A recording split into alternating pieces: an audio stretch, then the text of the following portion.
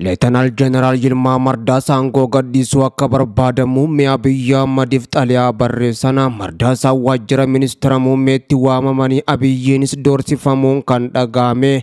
Yilmaa Mardaasaa haleellaa qilleensaa yeroo baay'ee Oromiyaatti raawwachuun kan beekaman, amma maaliif aangoo gadhiisuu akka barbaadan sababa dhiyeeffachuu akka qaban Abiyyi Ahmad gaafachuunis dhagahamee jira. Yeroo kanattis ammoo Jeneraal Ababaw Taaddasee waliin waajjira ministeera muummee Abiyyi Ahmad akka deemanii fi Abiyyi ammoo Mardaasaadhaan carraa waboo fi TPLFitti makamuu banaadha jechuudhaan hoogganaa waliigalaa humna qilleensa biyyattii ta'an kanatti ammoo qoosuun dhagahame. Amma waamichi marroo si gahee jira jechuunis Abiyyi akka Yilmaa Mardaasaatti dubbatanii fi Mardaasaan ammoo rakkoo fayyaan qaba, dhibeen na mudatee jira jechuun Abiyyitti dubbatanis Abiyyi sababii quubsaa dhiyeeffachuu qabda. Kanarraa kan hafe Brigadier General Tasfaayee Laggasee jira. Haga amaanaa sitti kennine sirraa fuunu ammoo eeguu qabda. Amaanaa nyaachuudhaaf yoo yaalte haara galfatta jechuudhaan ammoo sodaachisuunis dhagahame. Yilmaa Mardaasaa muummee Abiyyi Ahmad. Brigadier General Tasfaayee Laggasee ammoo haleellaan qilleensaa kan durii caalaa Oromiyaatti dabaluu qaba jechuun Abiyyitti kan himan, kan barbaadamu hojii gaarii akkanaati jechuudhaan Abiyyi Mardaasaa qeequudhaan Laggasaa jajanii jiran jedhan qondaalli mootummaa ol aanaan tokko. Kunis ammoo haleellaan qilleensaa dhihoo raawwatamaa jiru siviilii fixaa jira jechuun erga qeeqni guddaan ka'oo eegale. Yilmaa Mardaasaa yaaddoo akka qabanii fi waboon gale jedhamus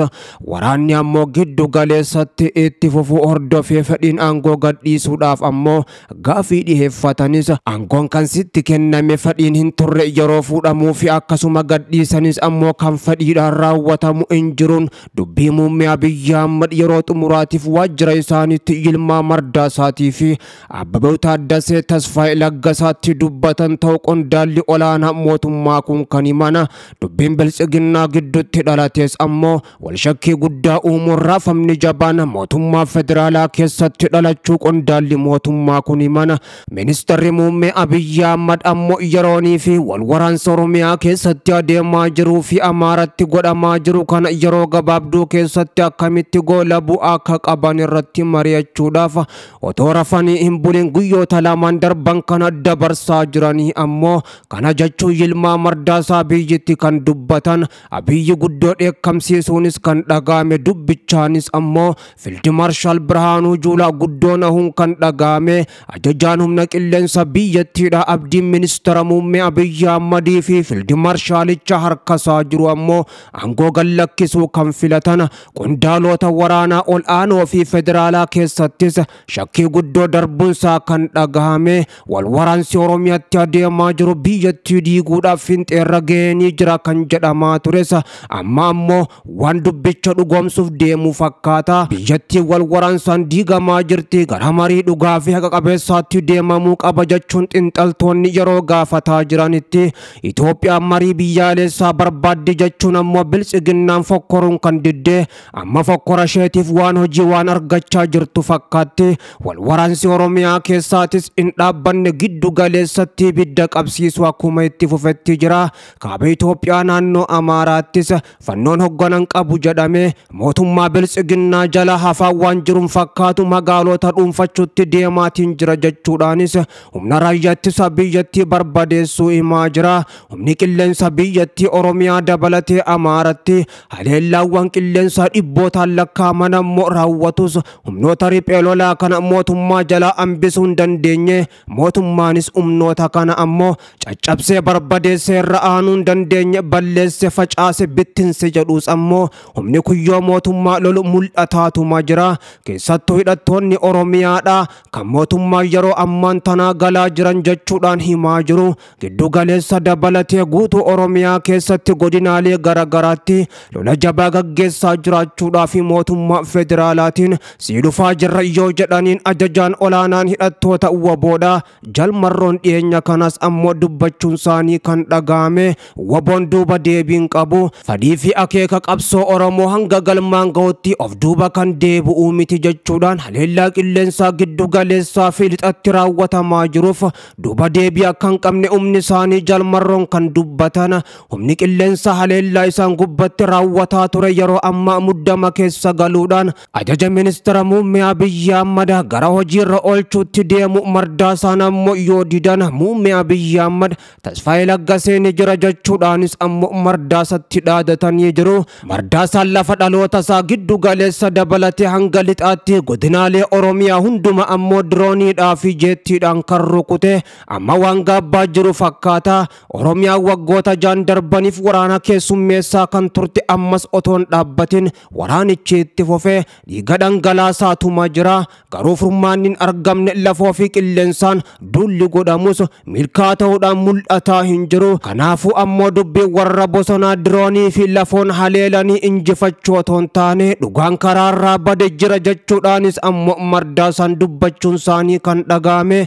Falli jiru humna lafoo fi qilleensaa bobbaafne wal waraansa Oromiyaatti hammeessuu otoon taanes mariidhaan biyyattii nagaa fi tasgabbiitti deebisuu qabna jedhanii Mardaasaan yeroo garagaraatti dubbachaa akka turanii fi itti aanaan isaanii ammoo Tasfaayeenis kanuma deeggaraa akka turan amma ammoo Tasfaayee Laggasaadha. Waraanni itti jabeessuu qaba, haleellaan qilleensaa Oromiyaattis jabaachuu qaba jechuun gama ministeera muummee Abiyyi Ahmad dhaabbatanii yoo dubbatan Mardaasaan ammoo aangoo gallakkisuun barbaada jechuudhaanis erga xalayaa galfatanii ministeerri muummee Abiyyi Ahmad waajjira isaaniitti waamuun kanarraa akka deebi'aniifis Mardaasaa akeekkachiisanii jiraachuu qondaalli mootummaa olaanaan tokko kan maqaan isaanii akka heeramu hin barbaannes dubbicha nuun gahaniiru.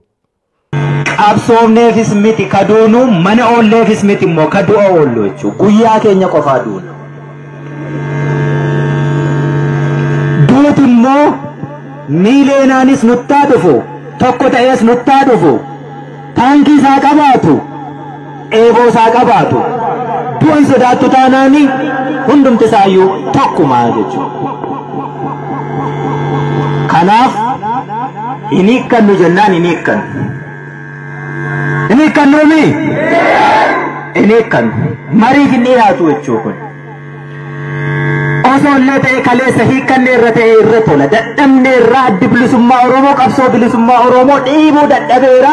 Daa'ima Oromoo kichuu itti gabbaruurra harka kennate hiikkate hagaluutu kaleessa jedhame ni wayyaa jechuudha. Har'a garuu sadarkaa itti geenye kanarratti edda daa'ima meeqa itti gabbarre egga hiriyoonni keenya meeqaan meeqa nu biraatii kufanii lafeen isaanii boolla meeqa keessatti ol guute riqicha nuu ta'ee irra ce'uu jalqabnee hiikkanna. Har'a mitii jechuu hiikkachuun har'a humna taateetta kana gidduu dabarsuu hin dandeessu diina. Yaamne itti laannaa re'amu. Yaamne itti laannaa. Hiikkachuu ka beeknu diina irraati malee ofii hiikkannee lafa kaa'uun beeknu aadaa waraana bilisummaa Oromoo miti.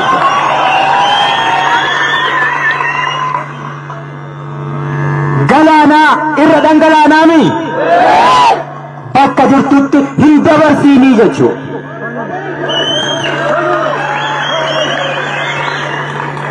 Amma qabsoo fincila harka duwwaa fi qabsoo qawwee walitti hiineetu adeemna. Boru waraana bilisummaa Oromoo miti kaas jiru yoo siin jedhani ni fudhattaa? Waliin dhaabbannee gaafa diina lollu nun argine moo? Nun argine? Maracaan argine? Gaara keelloon beektu? Mukkii Fanfilloon beektu? Ashiin beektu? Gaara Abbaa Seenaan beektu? Suni waraanuma bilisummaa Oromoo amma ijaan argitu malee bakka biraarraan dhufne jechuudha.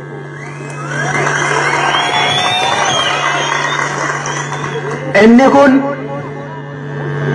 wacuu fi iyyuu qofaatiin hin raawwatu. Wanti har'asitti wal waamnee fi yoo boru hin hiikkannu jechuu keenyaatiin diinni nutti dhukaasuu jalqabate beektaamee waan gootu qeerroo. Ani obee waanan godhun beeka. Ati qeerroonis waan gootu beekta. Waan goonu immoo waliin goonaa jechuudha.